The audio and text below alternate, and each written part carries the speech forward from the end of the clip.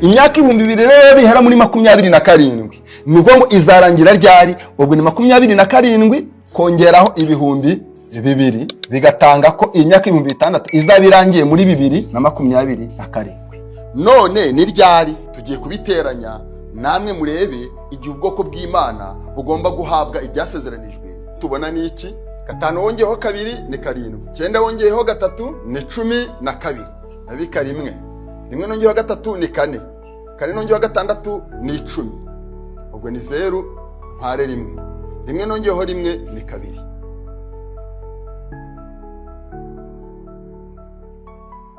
Ndavuga neruye mu gihugu cy'u Rwanda. Yesaya igice cya 18 haranditswe ngo dore igihugu gihindisha amababa kiri hakurya y'imigezi ya Ethiopia. Ibyanditswe byera biravuga ngo ibendera nirishingwa muri icyo gihugu cy'imisozi miremire abatuye isi bose barebe, kandi kondera nirivuga abatuye isi bose bumve.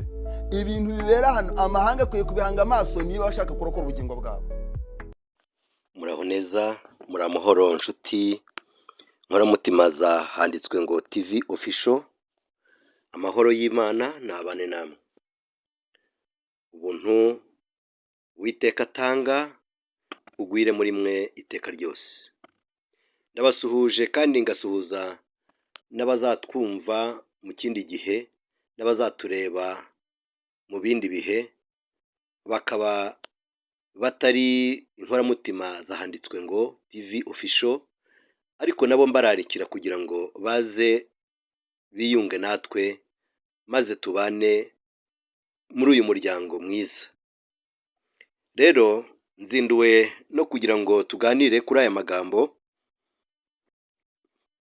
amagambo aboneka muri Daniyeli igice cyaho cya 9.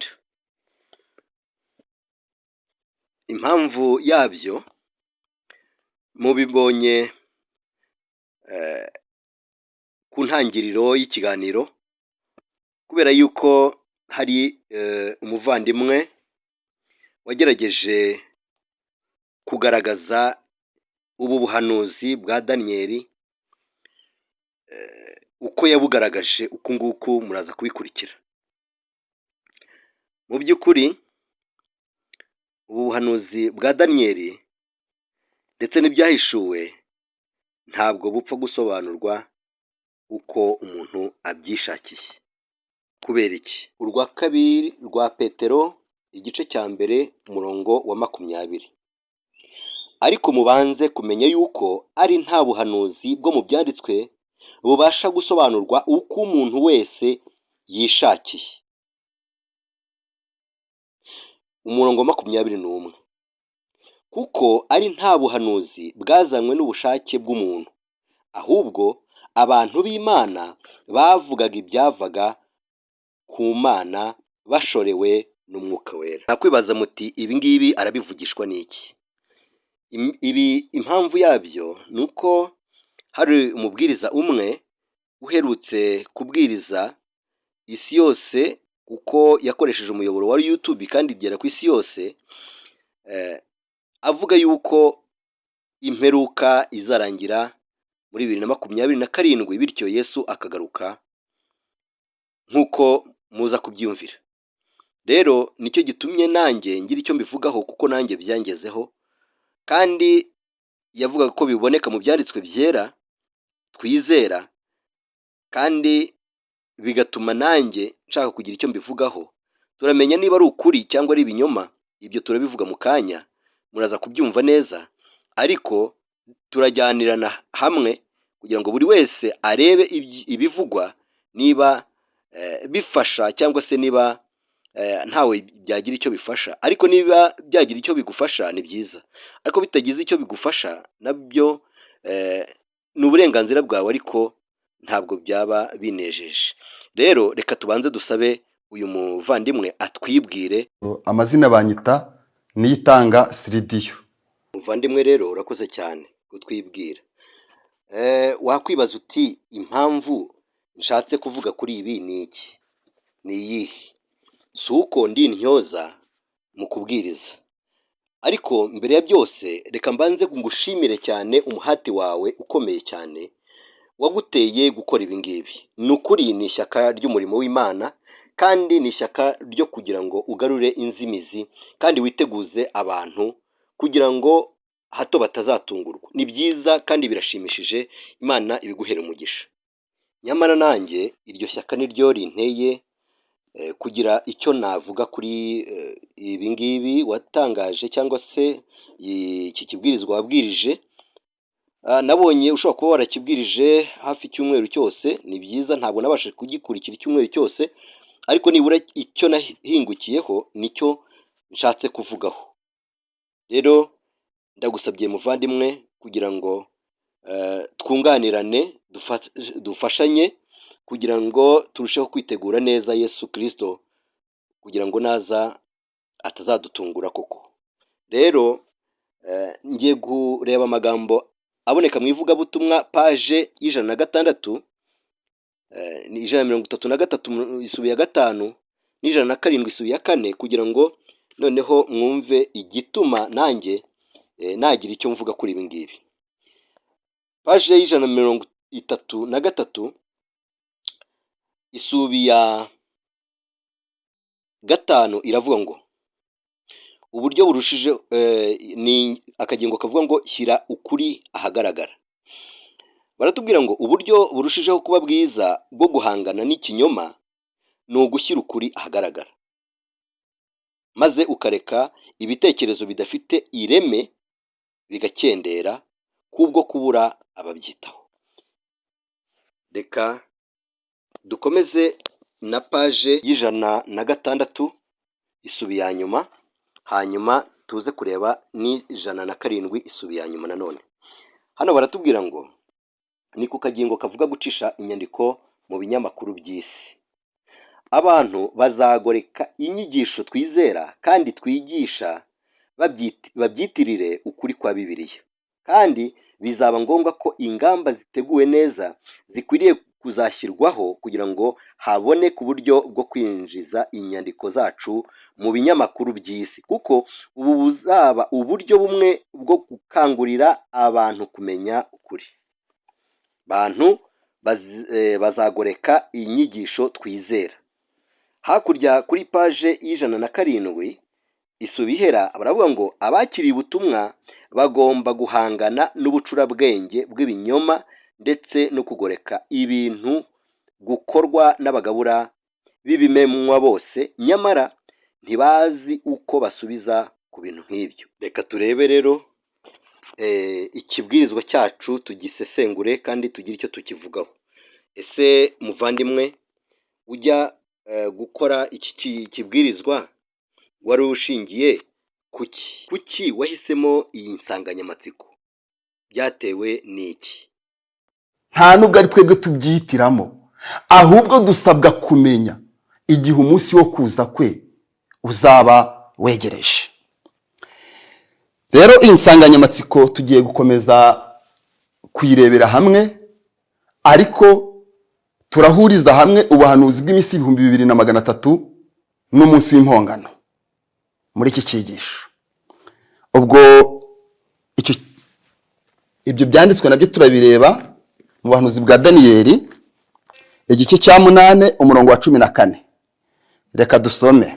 Aransubiza ati, bizageza iminsi 2300 uko bukeye bukira, nyuma ubuturo bwera buzabone kwezwa. Aya magambo yo muri Daniyeli igice cya 8 umurongo wa 14 agaragaza ubuhanuzi bw'iminsi 2300, kandi igice cya 9 umurongo wa 24 nanone hagaragaza uko iyi minsi 2300 igomba kubarwa naho igomba guhera. Hatubwira ko iyi minsi 2300 mu kuyibara igomba kubarwa ihereye ku gihe cyo gutanga itegeko ryo kubaka Yerusalemu bayisana. Rero ubuhanuzi bw'iminsi 2300 bugabanijwemo ibice bibiri by'ingenzi. Ibyumweru 70 byahawe abayuda n'iminsi 1810 igihe cyahawe abanyamahanga. Nibyo bice bibiri by'ingenzi bibumbe mu buhanuzi bw'iminsi 2300. Kuko ari ubuhanuzi bwasohoye, ntabwo turi bubutindeho cyane, ahubwo turakomeza kugenda twerekeza ku iherezo ry'ibyo bihe bya gihanuzi. Ibyanditswe bitwereka ko itegeko ryo kubaka Yerusalemu bayisana ryatanzwe mu mwaka wa 457 mbere ya Kristo. Tugaragarizwaho ko hari ku muhindo w'uwo mwaka. Iyo uhereye aho ubara ibyumweru 70, ubona ko ibyumweru 70 bigizwe n'iminsi 490. Mu bahanuzi bwa Bibiliya Ezekiel igice cya 4 umurongo wa 6 hagaragaza ko umunsi wose ungana n'umwaka. Ubwo bivuga ngo ibyumweru 70 uhereye mu mwaka wa 457 imbere ya Kristo byari bingana n'imyaka 490, ubwo kugera igihe cyahawe Abayuda kirangiye. Ariko ibyo byumweru 70 nabyo byagabanijwemo imigabane 3 y'ingenzi. Ibyumweru 7 n'ibyumweru 62 hakaba byose hamwe ari ibyumweru 69 byo kugera kuri Mesiya umutware. Hanyuma icyumweru kimwe nacyo akaba cyagombaga guheruka ibyumweru 70, ariko cyagombaga kugeramo hagati Mesiya agakurwaho. Ubwo bahanuzi turabunyuramo twihuse kuko ari abahanuzi bwasohoye.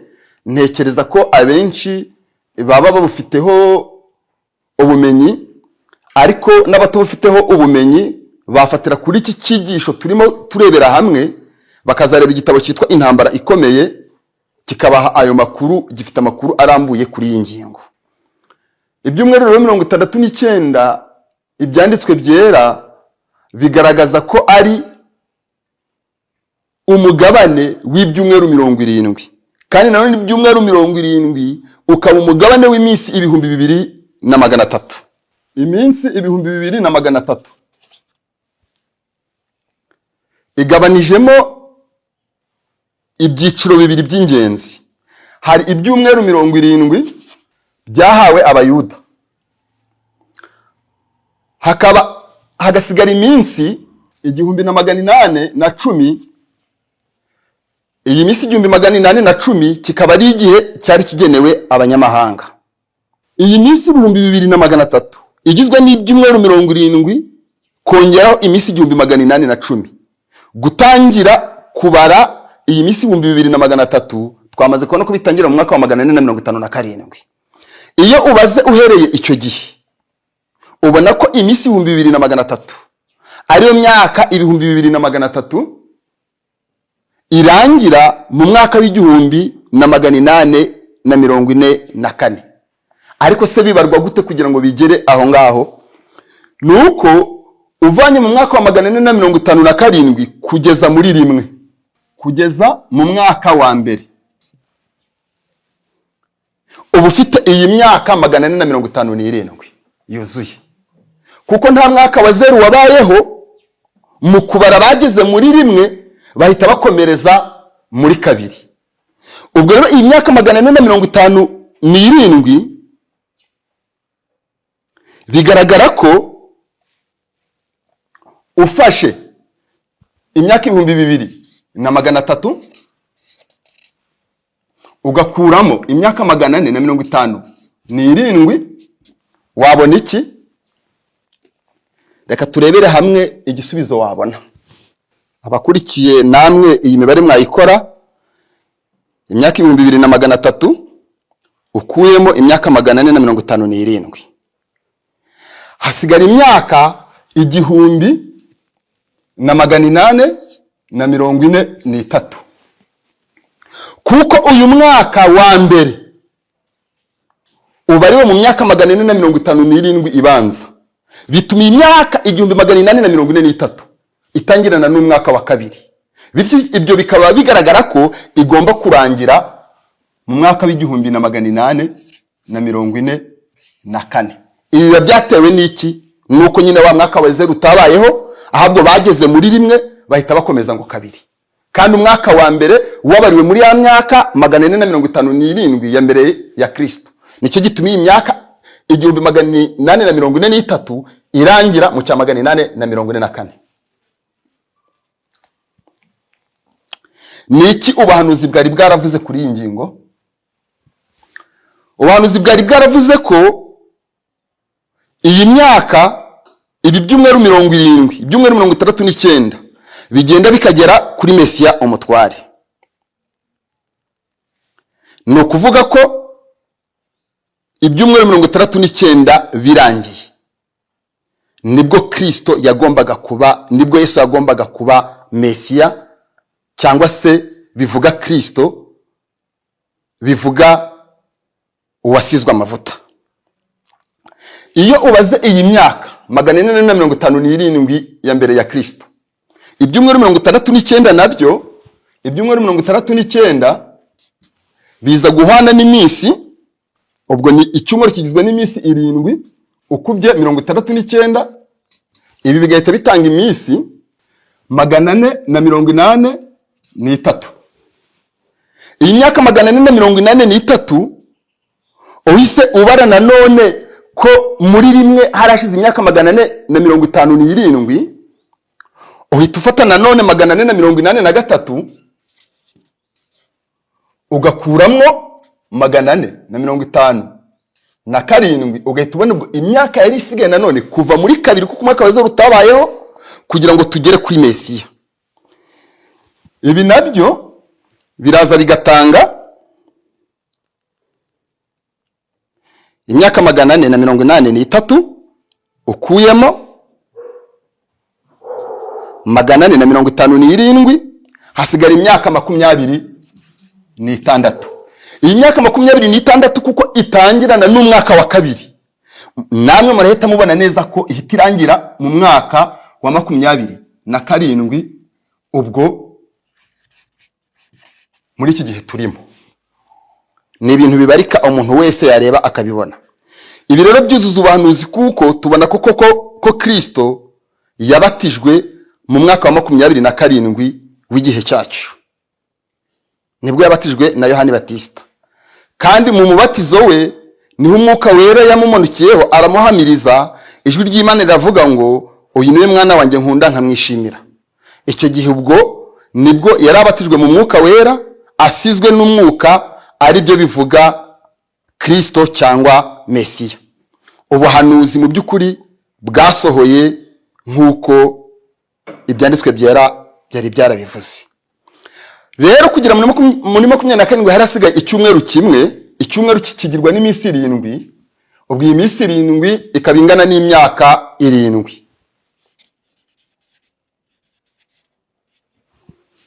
Iyi myaka 7 ubwo yagombaga gutangira muri 28 ikarangira muri 34, ariko ubuhanuzi bwari bwaravuze ko iki cyumweru nikigiramo hagati Mesiya azakurwaho, ndetse ubuhanuzi bukanavuga ko azabuzanya ibitambo n'amaturo. Rero nanone ubuhanuzi bwarasohoye mu myaka 3 n'igice, hari mu mwaka wa 31 nibwo Kristo yabambwe. Ibyo byo birazwi neza ko ariko byagenze, inyandiko zabyo zirahari, ndetse no mu nkurikiranya bihe ya Bibiliya bigaragara ko Kristo yabambwe muri 31, kandi n'intambara ikomeye igaragaza ko Kristo yabambwe muri 31. Ni ukuvuga ngo uko ubuhanuzi bwagiye buvuga, urukurikirane rw'ibihe ntibyigeze bitinda cyangwa ngo bize mbere yaho, ahubwo byasohoye nk'uko Imana yari yarabivuze. Ariko ibi mbinyuzemo nihuta kuko intego yacu ni ukwerekeza ku iherezo ry'iminsi 2300 n'umunsi w'impongano. Bibiliya yari yagaragaje ko iminsi 2300 uko bukeye bukira nirangira hazabaho iki? Ni ukwezwa k'ubuturo bwera. Kwezwa k'ubuturo bwera. Ese kwezwa k'ubuturo bwera bisobanuye iki? Abarewe igice cya 16 hatugaragariza ko kwezwa k'ubuturo bwera ari igihe umutambyi mukuru yinjiraga ahera cyane h'ubuturo bwera bwo mu isi, kandi hakagaragaza ko aho hantu hahinjiraga rimwe mu mwaka, kuko ubuturo bwera bwabaga bugizwe n'ibice 2 by'ingenzi. Ihema ubwaryo ryabaga rigizwe n'icyumba kibanzirizwamo cyitwa ahera, hakaba n'icyumba cya kabiri ari nacyo cyumba cya nyuma cyitwa ahera cyane. Umutambyi mukuru yakoraga imirimo ye mu cyumba kibanzirizwamo iminsi yose, ariko rimwe mu mwaka ku munsi wa 10 w'ukwezi kwa karindwi kuri kalendari kugengabihe y'abayuda nibwo yinjiraga muri icyo cyumba cya kabiri cyitwa ahera cyane. Umurimo yabaga agiye kuhakorera wabaga ari umurimo wo guhongerera Abisiraheli. Ibi mwabisoma mu Balewi kira gice cya 16. Hanyuma rero uyu murimo yabaga agiye gukora wabaga ari ukweza ubuturo bwera. Uwo munsi wa 10 w'ukwezi kwa karindwi wakorwagaho uyu murimo niwo witwaga umunsi w'impongano. Niwo witwaga umunsi w'impongano. Bibiliya rero ntabwo yahejeje abantu umurungabangabo ku kigendanye n'urukurikirane rw'ubuhanuzi uhereye mu mwaka wa 451 imbere ya Kristo kugeza igihe umunsi w'impongano wagombaga gutangirira, ndetse unakomeje gusoma Bibiliya ubwayo ihita igaragaza n'uwo munsi igihe wagombaga kurangirira. Aha niho rero iyo usomye Bibiliya ukagenzura neza urukurikirane rw'ibi bihe, duhamya tudashidikanya ko uyu munsi w'impongano watangiye icya 844. Nyamara mu isezerano rya kera wabaga uko umwaka utashye. Ariko se kuki tuvuga ko watangiye icya 844? Nuko dushingira ko icya 844 umwaka w'icya 844 nyuma ya Kristo niryo herezo ry'imisi 2300, kandi Bibiliya yamaze kutubwira ko icyagombaga kuba ku iherezo ry'iyi misi ari ukwezwa k'ubuturo bwera, ari byo bisobanuye ko ariho umunsi w'impongano wagombaga kubaho.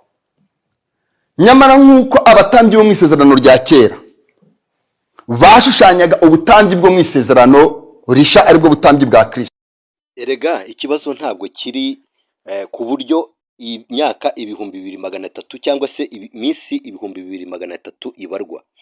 Ntabwo ari ikibazo kiri. Ikibazo cya mbere kiri aha ngaha. Turagenda twibaza ibibazo dukurikije ibyo wigishije.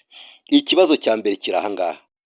Ibyumweru 70 bigizwe n'imigabane 3 yakuwe ku minsi 2300 cyangwa se imyaka 2300. Ibi byumweru 70 bigizwe n'imigabane 3. Uwa mbere ni ibyumweru 62, uwa kabiri ni ibyumweru 7, uwa gatatu ni icyumweru kimwe. None wowe uyu mugabane wa 4 ukura hehe? Kuko ubuturo bwera bwabaga bugizwe n'ibice bibiri by'ingenzi. Ihema ubwaryo ryabaga rigizwe n'icyumba kibanzirizwamo cyitwa ahera, hakaba n'icyumba cya kabiri ari nacyo cyumba cya nyuma cyitwa ahera cyane. Umutambyi mukuru yakoraga imirimo ye mu cyumba kibanzirizwamo iminsi yose, ariko rimwe mu mwaka ku munsi wa 10 w'ukwezi kwa karindwi kuri kalendari kugengabihe y'abayuda nibwo yinjiraga muri icyo cyumba cya kabiri cyitwa ahera cyane. Umurimo yabaga agiye kuhakorera wabaga ari umurimo wo guhongerera Abisiraheli. Ibi mwabisoma mu Balewi kira gice cya 16. Hanyuma rero uyu murimo yabaga agiye gukora wabaga ari ukweza ubuturo bwera. Uwo munsi wa 10 w'ukwezi kwa karindwi wakorwagaho uyu murimo niwo witwaga umunsi w'impongano. Niwo witwaga umunsi w'impongano. Bibiliya rero ntabwo yahejeje abantu umurungabangabo ku kigendanye n'urukurikirane rw'ubuhanuzi uhereye mu mwaka wa 451 imbere ya Kristo kugeza igihe umunsi w'impongano wagombaga gutangirira, ndetse unakomeje gusoma Bibiliya ubwayo ihita igaragaza n'uwo munsi igihe wagombaga kurangirira. Aha niho rero iyo usomye Bibiliya ukagenzura neza urukurikirane rw'ibi bihe, duhamya tudashidikanya ko uyu munsi w'impongano watangiye icya 844. Nyamara mu isezerano rya kera wabaga uko umwaka utashye. Ariko se kuki tuvuga ko watangiye icya 844? Nuko dushingira ko icya 844 umwaka w'icya 844 nyuma ya Kristo niryo herezo ry'imisi 2300, kandi Bibiliya yamaze kutubwira ko icyagombaga kuba ku iherezo ry'iyi misi ari ukwezwa k'ubuturo bwera, aribyo bisobanuye ko ariho umunsi w'impongano wagombaga kubaho. Nyamara nk'uko abatambyi bo mu isezerano rya kera bashushanyaga ubutambyi bwo mu isezerano risha, aribwo butambyi bwa Kristo, nk'uko tubibona mu gitabo cy'Abaheburayo. Naho reka tuharebe gatoya. Ese ubutambyi bwo mu isezerano rya kera bwashushanyaga ubuhe? Umuntu ashobora gusoma ahereye igice cya 7, ariko reka dusimbuke, ubwo uwashaka gusoma yabisoma byose. Erega ni byiza cyane wakoze hirya no hino mu byanditswe byera, kandi bigaragara ko witaye cyane ku byo ubuhanuzi buvuga. Ariko noneho tubwire n'ibindi, ubitubwirire rimwe, noneho tubone aho duhera tugufasha. Ubu tugiye gutangira noneho kugufasha, noneho tutaguciye mu ijambo. Banza urangize ibyo uri butubwire bikeya, ibindi bazabisanga aho wabibwirije, noneho natwe tubona aho duhera tugufasha. Urakoze cyane. Izerite ridashidikanywaho. Ese igihe cya gihanuzi bisobanuye iki? Igihe cya gihanuzi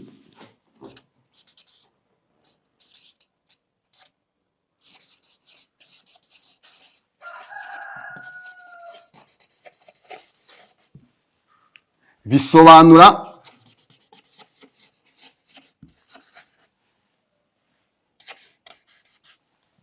umwaka umwe. Nicyo gituma kuri ubu buhanuzi buvuga iby'imyaka 3 n'igice, hari aho Bibiliya ikoresha imvugo ya gihanuzi ivuga ngo bizamara igihe, ibihe n'igice cy'igihe. Ijambo igihe rikaba risobanura umwaka umwe, ibihe bigasobanura imyaka 2, igice cy'igihe bigasobanura igice cy'iki cy'umwaka.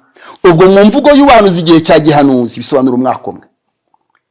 Ibyahishuwe igice cya 10, marayika yarahiye isumba byose avuga ko hatazabaho igihe ukundi, nk'uko tubizi kandi tubyizera. Iyi mvugo ya marayika yari yerekeje ku cya 844, ko kuva icyo gihe nta gihe cya gihanuzi kizongera kubaho. Iki gihe rero cya gihanuzi kitazongera kubaho uhereye cya 844, dushingiye kuri uyu munsi w'impongano tumaze kubona, kandi umutambyi wacu mukuru akaba agomba kuzagaruka umunsi w'impongano utararangira. Birerekana ko ubutumwa bwa marayika wo mu Byahishuwe igice cya 10 ari ukuri kutagishwa impaka, kuko kuva icya 844 isi nta mwaka yari isigaje. Umwaka mu buhanuzi niwo usobanurwa, niwo unganywa n'umunsi, ariko umunsi w'amasaha angahe? 28. None tubonye ko icyo twari dufite n'amasaha angahe? 12. Marayika ati rero ntihazabaho igihugu ukundi. Guhera cya 844 nta kindi gihe cya gihanuzi gihari. None ibi turi kubona ni iki? Niba nta gihe cya gihanuzi gihari, turabona igice cy'igihe.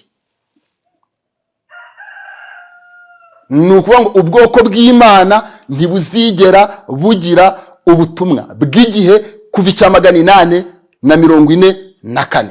Kuki butazagira ubutumwa nk'ubwo? Ni uko budatanga ubutumwa bw'ikitariho. Igihe bwo ni umwaka, ubwo kuba amasaha 12 ni amasaha 28. None kuva icya 844 nta masaha 28, ahubwo ni amasaha angahe? 12, angana n'igice cy'iki cy'igihe. Ubwo ibyo ari cyo gice cy'umunsi, ibyo bigasobanurwa ngo ntazabaho igihe ukundi.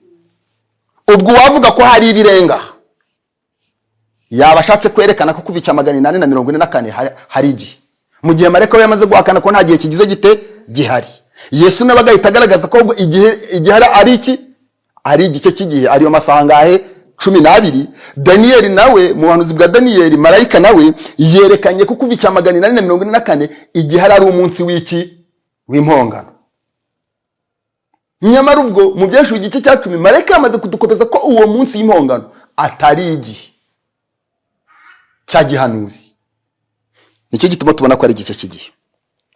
Uyu mwaka rero w'iminsi 366 kugira ngo tubone uko amasaha 12 angana. Umunsi umwe, komeza turakumva. ubwo iki ni igice cy'igihe turi kubara, ntabwo turi kubara igihe, kuko igihe cyo ntabwo twabara ikitagize gite, ntitwabara ikitariho. Na mareka yamaze kutubwira ko hatazaba igihugu ukundi. Ibi turi kubara si igihe cya gihanuzi, kuko kidahari. Ahubwo turi kubara amasaha 12, kandi amasaha 12 si igihe, ahubwo ni igice cy'iki, ni igice cy'igihe. Ubwo tugiye kureba 15 n'ibice 25 dukube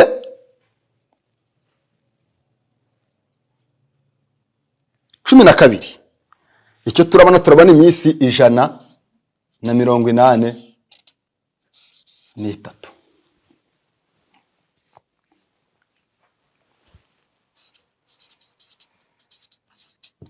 Turabona iminsi 180 ningahe? Ni 3. Ibarwa guhera icya 844. Nubwo iyi minsi 183 ni ingana n'umunsi w'impongano, kuko ari ingana n'amasaha ngahe 12. Nkuko bisanzwe mu buhanuzi, umunsi ungana n'iki? N'umwaka umwe. Ubwo turi kureba irangira ry'umunsi w'iki? W'impongano. Kandi twamaze kubona ko Kristo azagaruka umunsi w'impongano utararangira.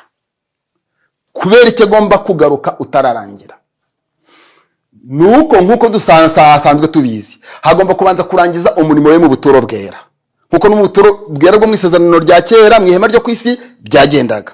Yamara kuwurangiza, muri uwo munsi ugikomeje, agasohoka agahagarara ku muryango w'ihema ry'ibonaniro, bakamuzanira ya hene ya kabiri yitwa Azazeli. Uwo munsi ukigize ute? Ugikomeje. Kandi tuzi ko Kristo narangiza umurimo we mu buturo bwera, hazatangira ibyago 7. Hazatangira iki? Ibyago 7. Hanyuma rero, ubwo ahagaze ku muryango w'ubuturo bwera ngo bamuzanire ya hene ya kabiri, ari aramburiho ibiganza akayaturaho gukiranirwa kwa Isiraheli. Ikibaho ni iki? Uwo munsi uba ugikomeje. Umusore witegura agomba kujya kuyohera mu butayu ahantu hatagira abantu. Ubwo ni ukuvuga ngo ubuturo bwera buragenda bukatugeza mu byahishuwe igice cya 20. Mbona marayika avuye mu ijuru afite umunyururu munini mu ntoki ze, abaha ya nzoka ya kera ariyo yitwa umwanzi nande na Satani, ayiroha mu rwobo rw'ikuzimu kugira ngo ihamare imyaka ingahe? Ararufunga kumara imyaka ingahe? 1000. Ubwo ni byahishuwe igice cya 20. Naho ubwo umuntu uri gukurikirana cyangwa se uzakurikirana iki cyigisho yahasoma kugira ngo arebe, kuko iyi hene yitwaga Azazeli niyo yashushanyaga nde? Satani. Ibyo byose byakorwaga umunsi w'impongano ukigize ute? Utararangira, ugikomeje. Umutambyi mukuru yamara kurangiza uwo murimo we, hari ibindi byagombaga gukorwa, ibyabaga byavuye ku bitambo byose byagombaga kubikirwa inyuma y'umurwa.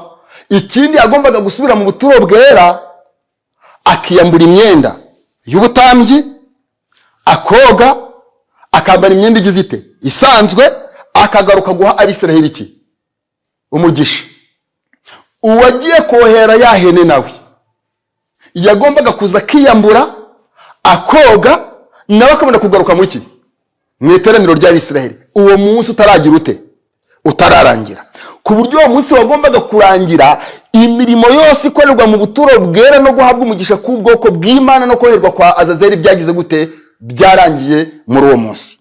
None uyu munsi uzarangira ryari? Yego muvandimwe rero, kandi namwe abaduteze amatwi, reka tubafashe noneho ku bijyanye n'ibyo uyu mubwiriza arimo kutubwiriza. Ahangaha ntabwo iki cyigisho nagiye ngikatamo ibice byinshi, ntabwo ni kirekire, gifite isaha 1 n'iminota hafi 50. Ntabwo najyaga kugishyira hano ngo bikunde, ariko nabahaye iby'ingenzi. Rero uyu muvandimwe reka mbanze mufashishe amagambo aboneka kuri page ya 73 y'igitabo kinini cy'ibya kivuga intambara ikomeye. Akaba ari ibyigisho by'ishuri ryo ku isabato biyobora abakuze kwiga Bibiliya igihembwe cya kabiri mu mwaka wa 2024. Hano iyi paje ivuga igihe cya gihanuzi.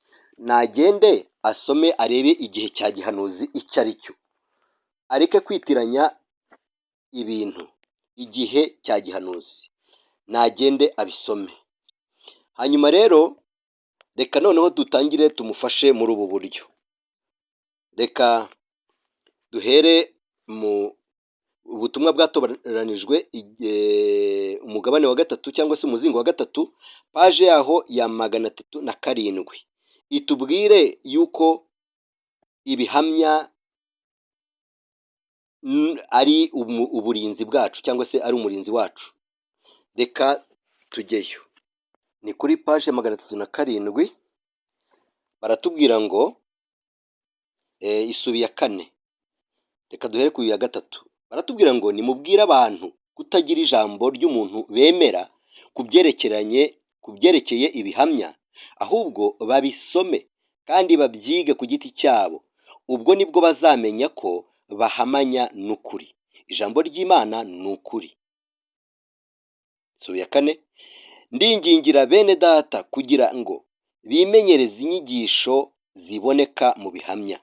Imana yaduhaye umucyo tudashobora kwirengagiza cyangwa ngo tuwufate nk'utagira akamaro cyangwa ngo tuwusuzugure. Yatumye umucyo utumurikira binyuze mu kuducyaha no mu miburo kugira ngo niba tubishaka dushobore kuwukomeraho kandi dukire ibyago byibasiye inzira tunyuramo. Igihe ibishuko bije dushobora kurindwa kandi dushobora kubitahura kubera ko Uwiteka yabitweretse kugira ngo tudashukwa. Manuscrit 23 mu mwaka w'1889 nibwo byasohotse.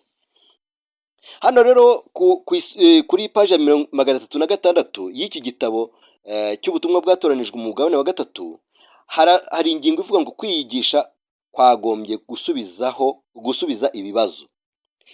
Iyi subira avuga ngo kwakira amabaruwa aturuka kuri bene data na bashiki bacu bagisha inama ku ngingo zitandukanye. Iyaba biyigishaga ibihamya byabandikiwe ubwabo, babona kumurikirwa bakeneye. Rero abantu batiga ibyanditswe byera bafite ikibazo. Iki gitabo kandi nicyo cyatubwiye ko tugomba kwiga Daniyeli ndetse n'ibyahishuwe. Erega ibi bintu ntabwo ari inzaduka. Reka dukomeze muri iki gitabo kuri paje yaho ya 318 ku isubi ya 2 ivuga ngo ingorane zitwibasiye ubu. Hari ingorane idahinduka yo kwemerera ikintu kuza hagati muri twe dushobora gufata nk'aho ari umurimo wa Mwuka Wera, ariko mu by'ukuri ari imbuto y'umwuka w'ubwaka. Uko twemerera umwanzi w'ukuri kutuyobora mu nzira y'ubuyobe, ntabwo dushobora kwiringira ko tuzageza ubutumwa bwa marayika wa gatatu ku bantu b'abanyakuri mu mitima. Tugomba kwereshwa kumvira ukuri. Ntinya ikintu cyose cyashoboraga guteshura intekerezo z'abantu ku bihamya bitajegajega by'ukuri nk'uko byahishuwe mu ijambo ry'Imana. Icyo kintu ndagitinya rwose. Tugomba gushyira intekerezo zacu mu mbibi zinyurabwenge kugira ngo umwanzi atazinjirira maze ibintu byose akabishyira mu kajagari. Hari abantu benshi bagira amatwara yo gushorwa mu bwaka mu buryo bworoshye, kandi turamutse twemereye icyo ari cyo cyose kwinjira mu matorero yacu cyajyana bene abo bantu mu buyobe. Bidatinze twabona ubwo buyobe bugera ku ntera ndende. Kandi noneho kubera imikorere y'ibyo bintu by'akajagari, icyasha cyajya ku badivantisi b'umunsi wa karindwi bose. Nahoze niga uburyo bwo gufata bimwe muri byo nabonye mu bihe byabanje kugira ngo mbisohore ku mpapuro nanone, bityo ngo benshi mu bantu bacu babashe kubona amakuru. kubera ko namaze igihe kirekire nzi ko ubwaka buzongera kwigaragaza mu buryo butandukanye. Tugomba gukomeza ibirindiro by'uruhande duhagazemo, tuba mu ijambo ry'Imana kandi twirinda ibintu byose n'imikorere bidasanzwe abantu bamwe bashobora kwihutira kwakira no gukora. Turamutse twemereye urudubi Iki gitabo n'urujijo nanone kwinjira mu cy'ubutumwa bantu bwatorejwe bacu, umugabane wa gatatu ntabwo paje 316 twazasohoza umurimo wacu nk'uko dukwiriye kuwurangiza. Ngubu Ellen White yakomeje avuga uburyo yagiye ahamagazwa kenshi kugira ngo ahangane mu buryo bwahuranyije n'ubwo bwaka kandi abucyahe bikomeye mu izina ry'Uwiteka. Yashimangiye uburyo bufite umurimo ukomeye tugomba gukora, uburyo dufite umurimo ukomeye tugomba gukora muri iyi si, kandi ko imbaraga zacu mu bantu zishingiye mu mbaraga iherekeza kwamamaza ijambo ry'Imana ihoraho mu buryo bwumvikana neza. Amategeko ya Yehova agomba kwererezwa kandi akubahwa, kandi ingingo zinyuranye zigize ubutumwa bwa marayika wa gatatu zigomba gushyirwa imbere y'abantu mu buryo bweruye kugira ngo abantu bose babashe kugira amahirwe yo kumva ukuri kugenewe iki gihe no gufata umwanzuro wo kumvira Imana aho kumvira abantu. Niba twebwe nk'itorero duhaye umwanya ubwaka bw'uburyo ubwo ari bwo bwose, ibitekerezo by'abatizera byateshurwa ku ijambo rizima bikayoboka ibyakozwe n'abantu bapfa, kandi habaho kwigaragaza kw'iby'abantu mu cyimbo cy'iby'Imana. Ikindi kandi abantu benshi bazinurwa n'ibyo intekerezo zabo zasa n'izibona ko ari ibidasanzwe maze bakabogamira ku bwaka. Bityo rero kwamamaza ubutumwa bugenewe iki gihe kwakomwa mu nkokora mu buryo bubabaje cyane. Umwuka wera akora mu buryo butera abantu kugira imyumvire myiza.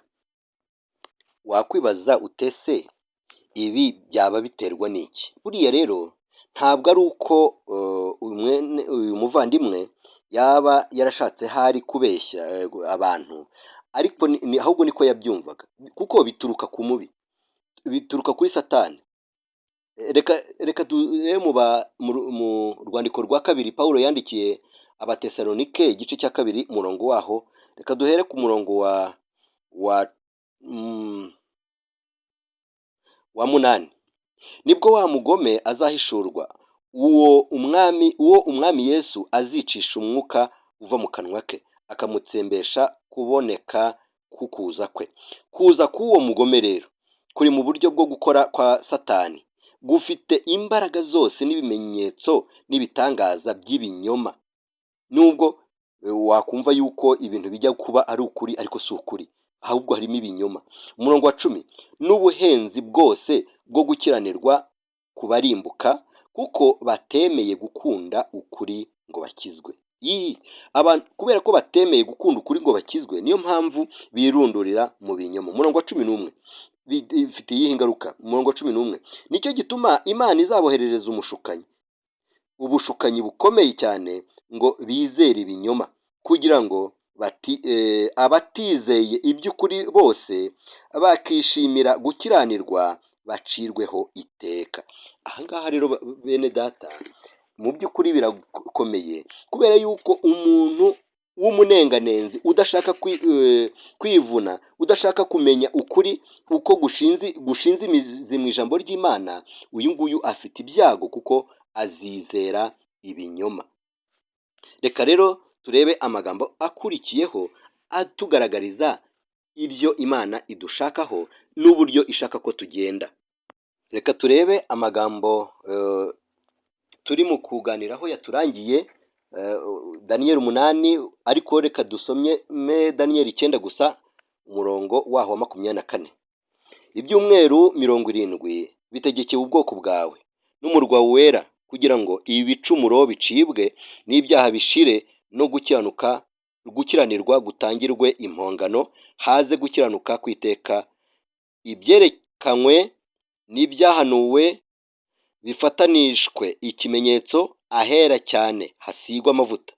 Nuko ubimenye, ubyitegereze, yuko uhereye igihe bazategekera kubaka i Yerusalemu bayisana kugeza kuri Mesiya umutware hazabaho ibyumweru 7, maze habeho ibindi byumweru 62, bahubake basubizeho imiharuro n'impavu, ndetse bizakorwa mu bihe biruhije. Ibyo byumweru uko ari 62 nibishira, Mesiya azakurwaho kandi ntacyo azaba asigaranye, maze abantu b'umutware uzaza bazarimbura umurwa n'ubuturo bwera. Uwo iherezo rye rizaba nk'utembanywe n'umwuzure w'amazi. Intambara n'ibyago bizarinda bigeza imperuka, niko bitegetswe. Aha Daniyeli nawe yashatse kugira ngo abisobanuze, ariko marayika amubwira yuko ibyo bitamureba. Aramubwira ati rero ku gice cya 12:9 aravuga ati, aransubiza ati, igendere Daniyeli, kuko ayo magambo ahishwe kandi afatanishijwe ikimenyetso kugeza igihe cy'imperuka. Rero ni byiza ko washakashatse muvandimwe, ariko rero ahangaha ni ukuhitondera nkuko nakubajije ikibazo. Hari ibihe bitatu, hari ibice bitatu bigize ibi bihe, iki gihe cyahanuwe. Ni ibyumweru 7, hanyuma 62, hanyuma icyumweru kimwe. Rero ikiri inyuma y'ibyo ngibyo kitavuzwe, kuvugisha Bibiliya icyo itavuze bituruka ku mubi.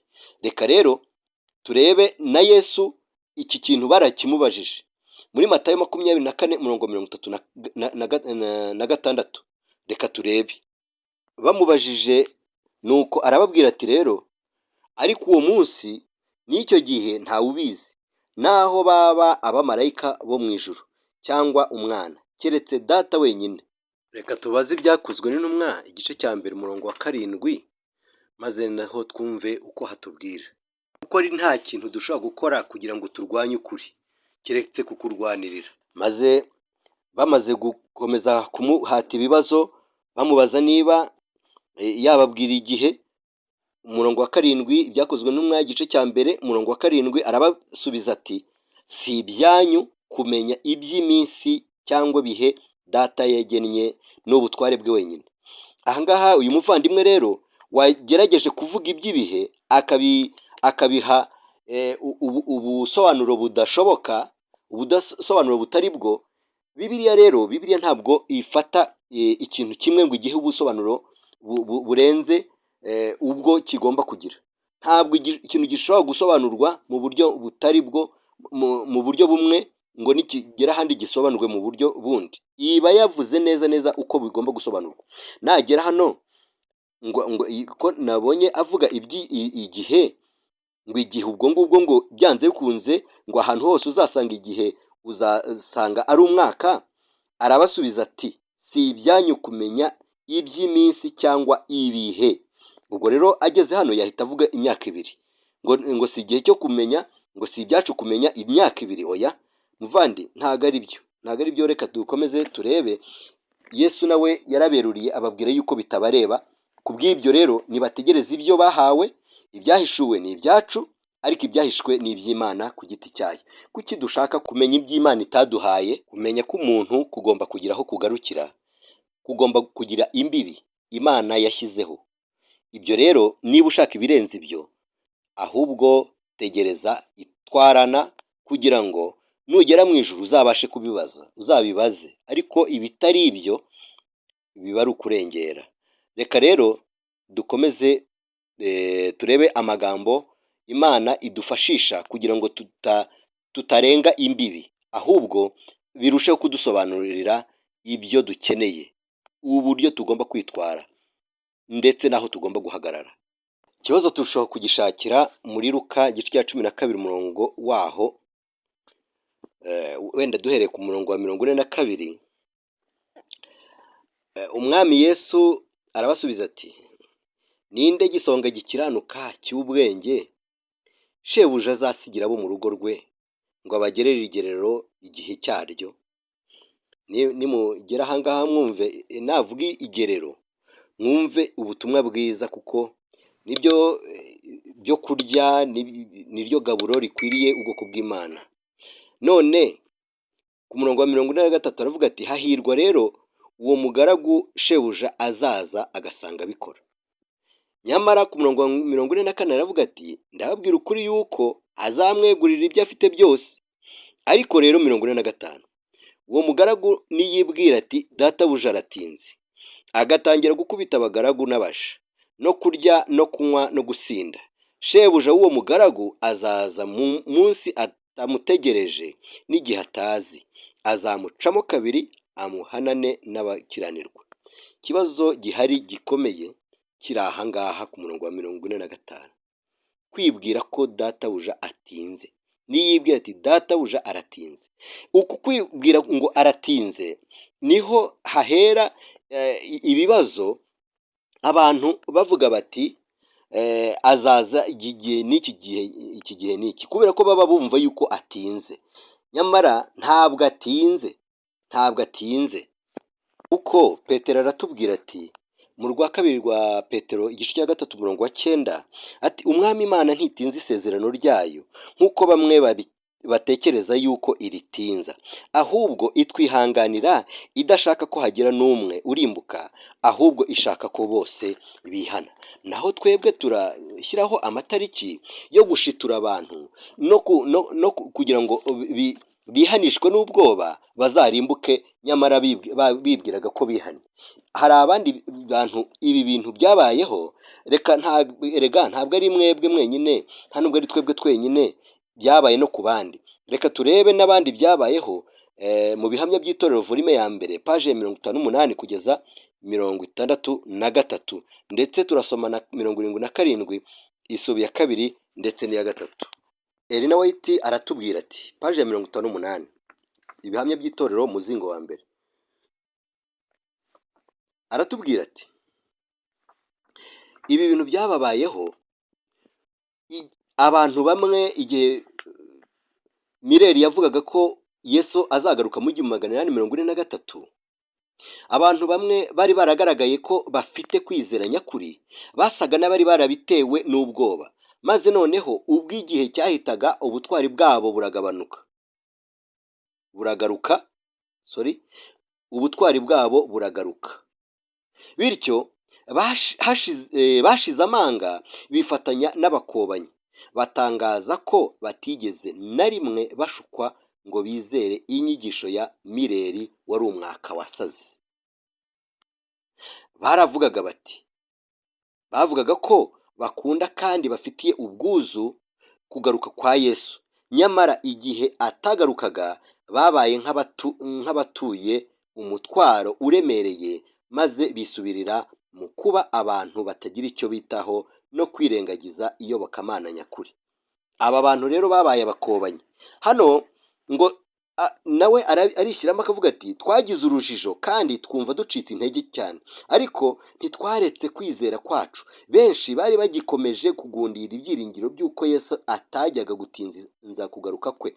Ijambo ry'umwami Imana ryari ukuri, ntiryashoboraga kudasohora. Twiyumvagamo ko twasohoje inshingano yacu, twari twarashyize mu bikorwa ukwizera kwacu kw'igiciro, twari tutabonye icyo twari twiteze, nyamara ntitwari ducitse intege. Ibimenyetso by'ibihe byerekanaga ko iherezo rya byose riri bugufi, ko tugomba kuba maso kandi tugakomeza kuba twiteguye kugaruka k'umwami igihe icyo ari cyo cyose. Tugomba gutegereza dufite kwizera n'ibyiringiro, ntitwirengagize guteranira hamwe ngo duhugurane, duterane umwete kandi duhumurizanye, kugira ngo umucyo wacu ubashe kumurikira abari mu mwijima. Iki nicyo rero kiri mu kubura. Abantu aho kugira ngo bafatanye na bagenzi babo, bahugurane, baterane umwete wo kwihana, ahubwo barimo barashyiraho amatariki atari ngombwa kandi atari ukuri, kugira ngo bahahamure abantu, babatere ubwoba, aho kugira ngo babatoze kwihana, kugira ngo igihe icyo ari cyo cyose Yesu yaza babe bari mu ruhande rwe. Ariko ubu ngubu bwo barashaka ko abantu baba abaka, bakamera nk'aba ngaba kwa Mireri, noneho bakihanishwa n'ubwoba. Uko kwihana Bibiliya cyangwa se Yesu atemera, uku kwihana kudashinze imizi mu ijambo ry'Imana, Imana itemera. Nyamara ahangaha muri Habakuki igice cya 2:3 haravuze ngo kuko ibyerekanwe bifite igihe byategekewe ntibizatinda kukigeraho kandi ntibizabeshya, naho byatinda ubitegereze kuko kuza ko bizaza ntibizahera. Rero aba bantu bari mu gushaka gushyiraho amatariki bibeshya abantu, bihahamura abantu ngo bihane bya nyirarureshwa, ahubwo nibababwirize, nibabatoze kwihana ibyaha. Nubwo umuntu yaba yarihannye ibyaha bye, nubwo Yesu yaza uyu munsi cyangwa akaza nyuma y'imyaka 1000, nta kibazo azaba afite kuko azaba ari mu ruhande rwe. Ariko niwihana bya nyirarureshwa, nubwo yaza ukiri muzima, n'ubundi warimbuka, kuko wihanishijwe n'ubwoba ntabwo wigeze wihana ubikuye ku mutima, ntabwo wigeze ugira ukunda Imana n'umutima wawe wose n'ubwenge bwawe bwose n'ubugingo bwawe bwose nk'uko Bibiliya ibidusaba. Uzi ko aba bantu bihanishijwe n'ubwoba kuri paje ya 59 niho tugeze? Uzi ko aribo babaye mu ba mbere bakobye abatari babonye ibyo bari biteze, bifuzaga babikuye ku mutima kandi bagakunda kugaruka kwa Yesu? Iki cyasaga no gutinda kw'ibyerekanwe cyari gikomeye, cyabereye umutwaro aba bantu. Paje 61 isubi ya 3, isubi ya 4. Ubwoko bw'Imana bwari butegereje bwegereye isaha bwari bwiringiyemo cyane ko umunezero wabwo wari kuzuriramo ubwo umukiza wabwo yari kuba agarutse. Nyamara nanone igihe cyatambutse Yesu atagarutse. Subi ya nyuma, abari baragiye bubakira kwizera kwabo ku bihamya by'abandi bantu ntibabishingire ku ijambo ry'Imana, noneho bari biteguye nanone guhindura ibitekerezo byabo. Ab'indyarya bari bariringiye kubeshya umwami Imana, ndetse nabo ubwabo bishuka bakoresheje kwihana no kwitanga kw'ikiganano. Noneho bumvise batuye umutwaro w'akaga kari kabategereje, maze barwanya ku mugaragaro uruhande bari baravuze ko bakunda. Ahangaha rero niho akaga kabera ko kwihanisha abantu ubashituye, nubwo Mireri we atari yabikoze nkana, ariko ubwo kwibeshya. Ariko abari mu kubikora ubu bari mu kubikora nkana, kuko ibyanditswe byera biduhana cyane gushyiraho amatariki Yesu azagarukiraho. Reba paje 77 ibihamya by'itorero mu muzingo wa mbere, isubi ya 2. Hashyizweho ibihe bitandukanye umwami yagombaga kugarukiramo, ndetse bagashishikariza bene data kubyitaho nk'uko biri mu gukorwa ubu ngubu. Nyamara Uwiteka yanyeretse ko ibyo bihe byagombaga guhita, kubera ko igihe cy'amakuba kigomba kubanziriza kugaruka kwa Kristo, kandi ko igihe cyose cyashyirwagaho maze kigahita cyashoboraga guca intege ubwoko bw'Imana. Murimo murahemukira ubwoko bw'Imana muzi ko muri mu kubugirira neza, nyamara murimo murabahemukira, murimo murakorera Satani mutabizi. Kubeshya abantu b'Imana, gushitura abantu b'Imana ni icyaha gikomeye. Kubera iyo mpamvu nashinjwe kuba umugaragu mubi wavuze ati databuja aratinze. Ubone rero nawe isubi ikurikiyeho, uko ibihe bizakomeza kujya bihita ibindi bikaza, abantu batandukanye bazagenda bashyiraho ibihe. Reka nsubire muri aya magambo muyumve neza. Uko ibihe bizakomeza kujya bihita ibindi bikaza, abantu batandukanye bazagenda bashyiraho ibihe kandi bizahita. Ntabwo ari wowe muvandimwe, si wowe wenyine ubikoze, n'abandi benshi bagiye babikora, kandi nawe urabizi utirengagije, nyamara ukabirengaho ukabikora. Dukomeze. Kandi imbaraga ihindura izakomoka mu gushyiraho ibyo bihe ni uko bizaganisha mu kurimbura ukwizera k'ubwoko bw'Imana. Murimo murakorera Satani mutabizi cyangwa se mubizi mukabikora nkana, ariko Imana ibababarire, kuko ibyanditswe byera mwasomye byinshi cyane, kandi biragaragaza yuko ibyo mubikora nkana. Mwarabisomye, naha mwarahasomye. Hari ibitabo byinshi wasomye, Intambara Ikomeye, hari ibitabo byinshi bitubwira yuko kandi bitubuza gushyiraho igihe. Iyo mwiyerekwa nza kuba narabonye igihe ndakuka kandi nkaba naragitanzeho ubuhamya, ntabwo mu gihe ubwo buhamya bwari kuba buhari najyaga kuba naranditse kandi ngo nshyire ahagaragara inyandiko zivuga ko ibihe byose bishobora gushyirwaho bizahita, kubera ko igihe cy'amakuba kigomba kubanziriza kugaruka kwa Kristo. Abadivantiste b'umunsi wa karindwi isubiye nyuma, abadivantiste b'umunsi wa mbere bagiye bashyiraho igihe inshuro nyinshi. Ntabwo ari abubu gusa, ariko ntabwo ari abadivantiste b'umunsi wa karindwi, ni abadivantiste ku izina babaka. Abadivantiste b'umunsi wa mbere b'icyo gihe batari ab'umunsi wa karindwi bagiye bashyiraho igihe inshuro nyinshi, kandi batitaye ku kudashyika kw'ibyo bibwiraga kwabayeho kwagiye kwisubiramo kenshi. Biteraga akanyabugabo bakongera noneho gushyiraho ikindi gihe gishya, nk'uko numvise umuvandimwe avuga ati 27, ubundi akavuga 34, ubundi akavuga 31. Ibintu nk'ibyo byose ni ukwitera akanyabugabo kandi kudashyize mu kuri. Imana siyo yari ibayoboye mu kugenza batyo, na n'ubu uyu munsi ntabwo ariyo ikibayoboye, ntabwo ariyo, ntibishoboka.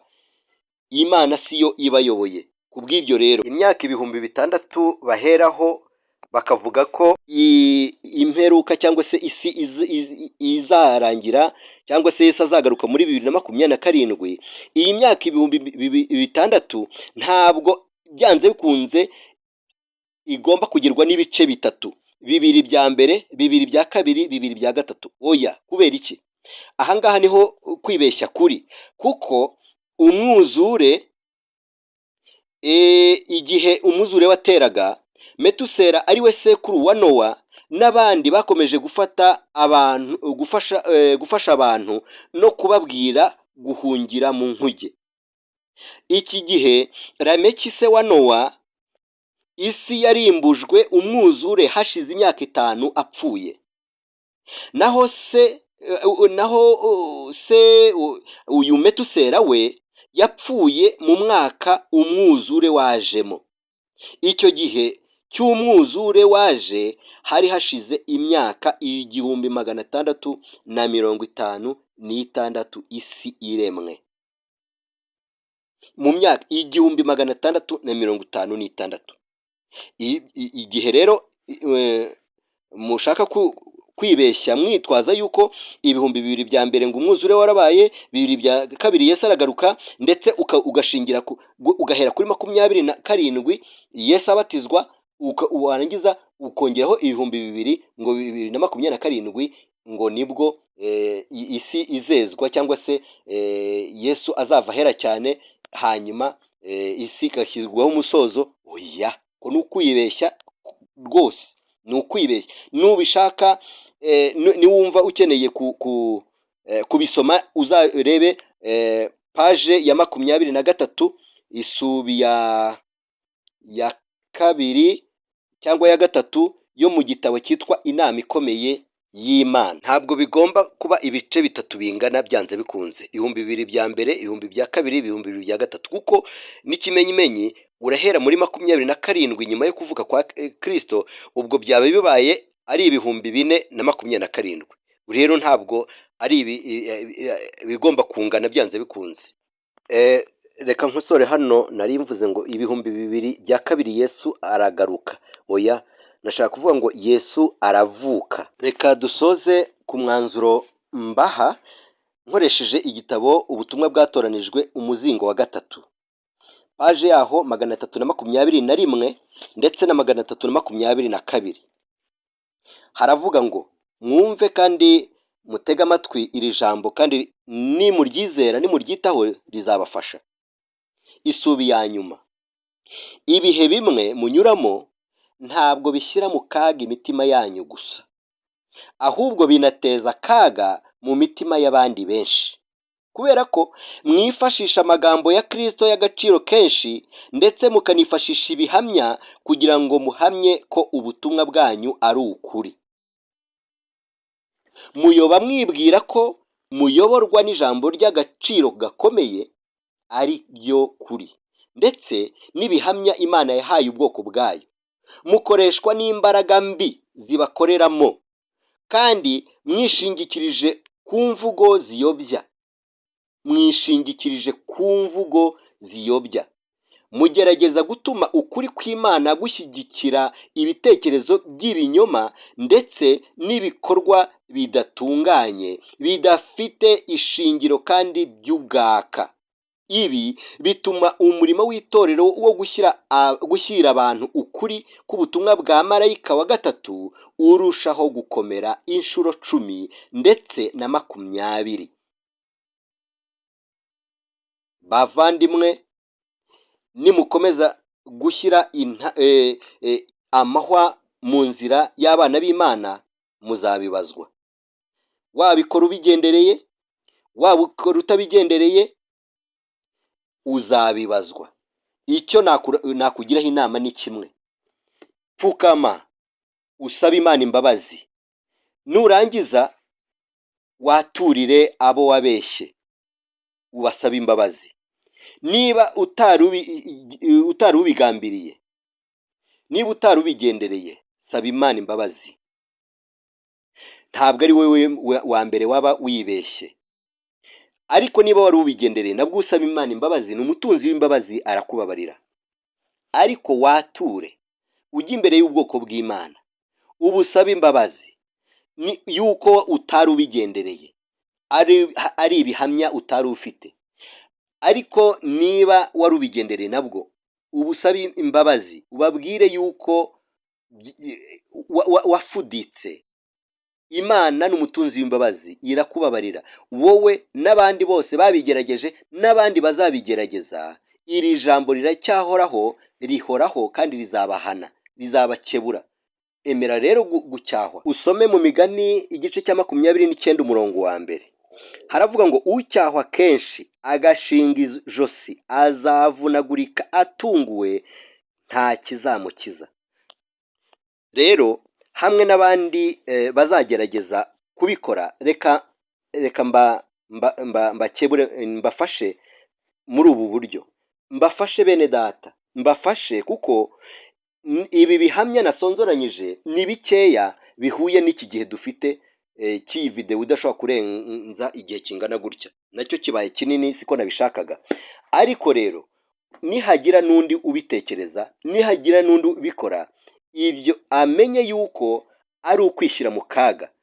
Yesu yavuze yuko atari ibyacu kumenya iby'ubutware bwa data wenyine, ni ubutware bwa data wenyine. None mwebwe cyangwa se n'abandi barashaka gushyiraho ibitabareba, ibitari mu nshingano zabo, ibitari mu nshingano zabo, ibitari mu bubasha bwabo. Kuki twakwemera gukomeza gukora icyaha gisa gityo? Kuki tutakwemera kwigishwa? Kuki tutakwemera gukora iby'Imana yaduhaye mu bubasha bwacu, ngo noneho tuzibukire ibitari mu bubasha bwacu? Imana itugire neza. Imana ifashe buri wese uzumva ubu butumwa bumukoze ku mutima, akagendera mu ijambo ryayo nk'uko riri, kandi akazibukira ibinyoma byose n'ibitagira umumaro, no gushyira ibisitaza mu nzira y'ubwoko bw'Imana. Uwiteka abarinde, abagirire neza, abaha amahoro. Shalom, shalom, muito obrigado. Dusenga Imana. Data Mana ikomeye, byiringiro bizima, uhabwa icyubahiro. Ibyo waduhaye byari bihagije kugira ngo tubashe kukwizera. Iyo uza kubona yuko hari icyo tubura kugira ngo tubashe kukwizera no gukiranuka, wajyaga kukiduha. None tubonye yuko ibyo waduhaye bihagije. Turakwinginze kugira ngo turinde gushyiraho ibindi biri hirya y'ibyo wandikishije, kuko ijambo ryawe iryo wandikishije rirahagije kandi ni ukuri. Rero Data, duhe kwizera ibyo waduhaye, kandi duhe kubikiranukamo none n'iteka ryose mu izina rya Yesu Kristo, kandi ubabarire uwo ari we wese waba yarafuditse agashyira igisitaza mu nzira y'ubwoko bw'Imana, yaba abigendereye cyangwa atabigendereye. Umubabarire kubw'izina ryawe ryera Yesu Kristo dukirizwamo. Amen.